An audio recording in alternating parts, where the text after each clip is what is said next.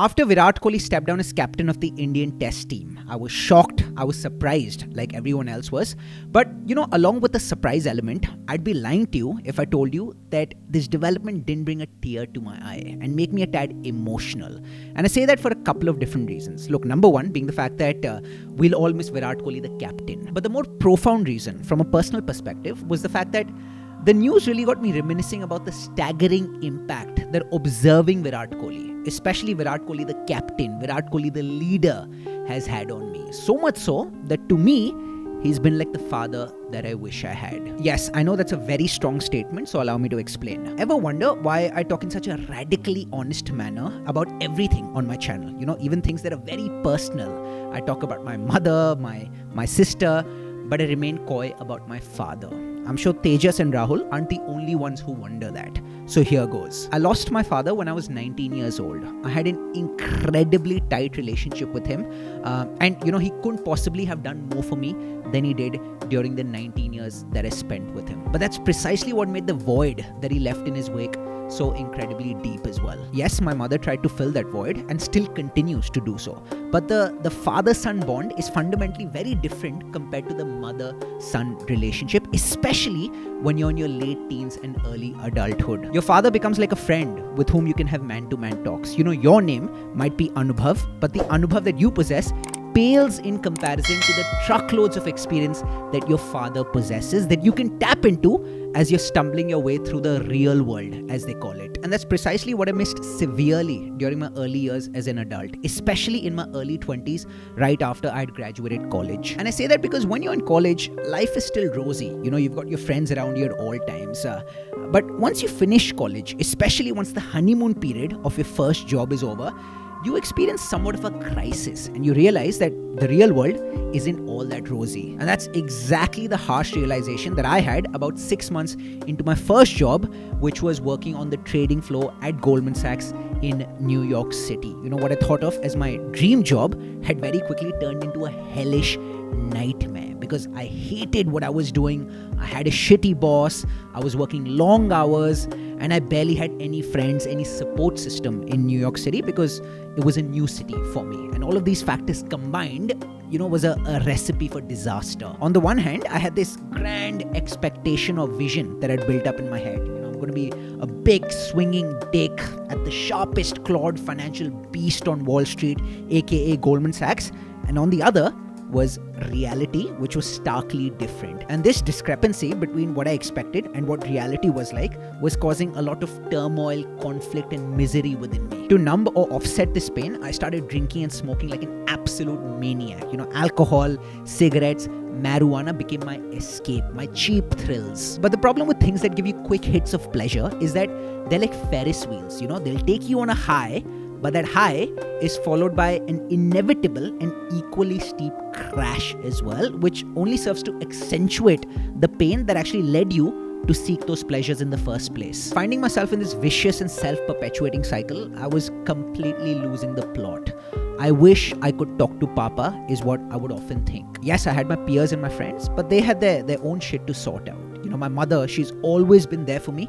But back then, my relationship with my mother wasn't as candid as my relationship with her is right now. And so I felt reluctant, maybe even a tad embarrassed to be discussing these affairs with my mother. Around that time, which was late 2016-ish, Virat Kohli was in the form of his life. There was Virat Kohli, followed by broad daylight, followed by the rest of the pack. That's how good he was as a cricketer. I still remember one cold winter night, I was sitting in my apartment in Jersey City and I came across an interview of Virat Kohli on YouTube. And in that interview, Virat Kohli was talking about his mentality, his mindset, his psyche, his fitness, basically everything that's gone into making him the absolute best at his craft. I cannot tell you how much of an indelible impact that interview had on me. Look, it's not that I changed and transformed overnight thanks to that interview, but it definitely sowed the seed of change in me and marked the start of a process, which I doubt will ever stop, a process that entails rigorously studying how Virat Kohli operates both on and off the field and subsequently incorporating those learnings in my life to great effect. And in just a few years, this process has paid such handsome rewards that, despite never having met him in person or never having spoken with him, I consider Virat Kohli to have had the biggest influence on my adult life. In other words, he's been like a much needed father figure to me. The rest of this video will cover the most impactful life lessons that I've learned from Virat Kohli, along with examples of how I've successfully put those lessons to good use in my day-to-day life. Let's put it this way. There's absolutely no one who won't benefit from these lessons. But if you're someone who's feeling a bit lost in life, a bit disillusioned, and could do with a little bit of guidance, then these lessons are absolutely tailor-made for you. And that too from a quality tailor, aka from King Kohli. When I was absolutely down in the dumps a few months into my first role at Goldman Sachs, I had a very sour attitude. I used to think that it's not my fault that I've got a shitty boss. It's not my fault that they don't give me meaningful and intellectually stimulating work. So I developed this victim mentality where I was constantly just trying to shift the blame onto someone else. But then I sought a lot of inspiration from Virat Kohli, and I noticed that whenever Kohli finds himself in a spot of bother, he's not fixated on the problem. Instead, he's looking to find solutions. He's action-oriented. He's proactive, which made me realize that, look, even if it's not my fault for finding myself in a precarious situation, for finding myself in a deep hole, it's still my responsibility to dig myself out of that hole. In other words, I shouldn't just take ownership during the good times, but I should take ownership during the rough times as well. And it was this mentality that I picked up from Kohli that made me bias towards action, towards finding a solution as opposed to remaining fixated on what the problem is. Another hack that I imbibed from Kohli that further incentivized me to sort shit out is reframing obstacles as opportunities and stumbling blocks as stepping stones. Something author Robert Greene describes as mental alchemy, turning shit into sugar based upon how you interpret a given set of circumstances. When I wasn't enjoying my first role on Goldman Sachs' trading floor, I used to think that I'm completely doomed. Oh no, what's going to happen? This is such a big obstacle. But then, because of the influence of folks like Virat Kohli, Robert Greene, I started looking at that not as an obstacle, but as an opportunity to pivot to a different role at the company, a role that I would enjoy more. And that's exactly what I was able to pull off a few months down the line when I sealed a move to a more prestigious division at the company, Goldman's investment banking division. The reason this mental reframing works is that whenever you look at something as an obstacle, it paralyzes you. You feel as if you've hit a dead end. There's no way for you to move. But whenever you regard something as an opportunity, it actually galvanizes you into taking action such that you can actually take advantage of that opportunity. In fact, that's exactly what I talked about in a recent TEDx talk that I gave and drove home my points using examples of my favorite athletes. I'll tell you what the examples were. One was Virat Kohli.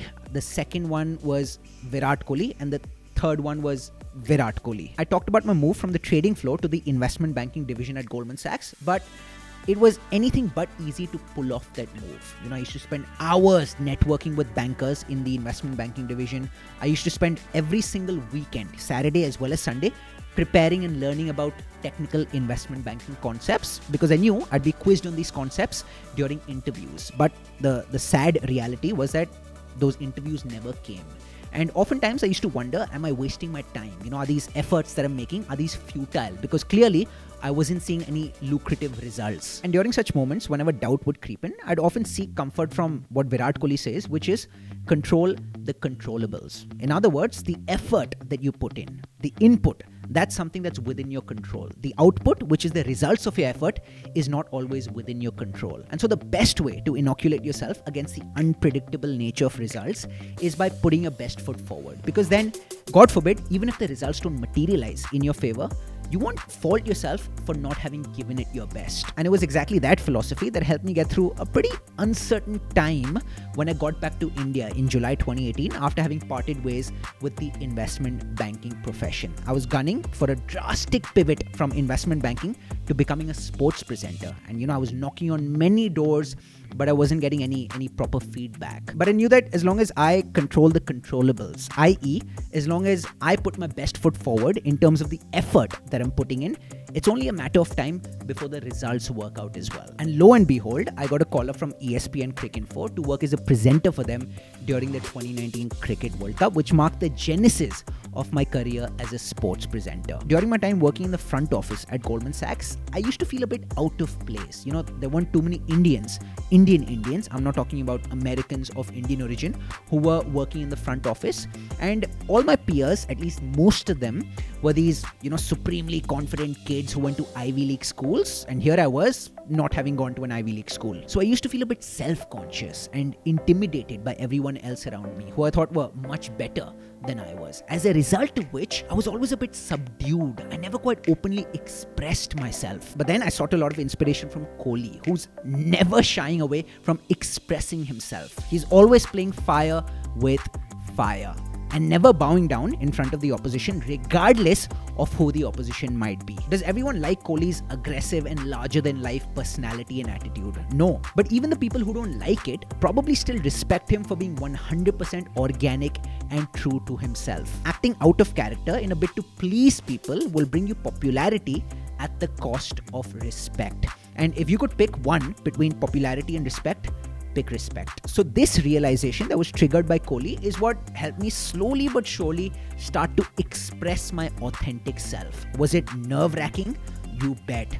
But it was so bloody liberating, which is why I didn't want to stop. Lastly, it's going to be an absolute travesty if I talk about Virat Kohli without talking about his inspiring fitness transformation, which inspired me to undergo a radical transformation myself. Kohli has mentioned plenty of times in the past that in addition to the many physical benefits that are associated with getting fitter, there are a plethora of non-physical benefits as well, such as enhanced mental clarity, bottomless reserves of energy that you possess on a daily basis, and most importantly, a substantial increase in your self-confidence, your self-esteem, and overall well-being and happiness. All in all, a fit body leads to a fit mind, i.e., it contributes to what Virat describes as being in good mind space. And all else being equal, the better your mind space, the better the attitude and the higher the efficiency with which you carry out any given task. Before I conclude, I think it's very important for me to mention that yes, I've improved a lot thanks to Kohli, but I'm far from perfect and I very often fall off track. But whenever I do fall off track,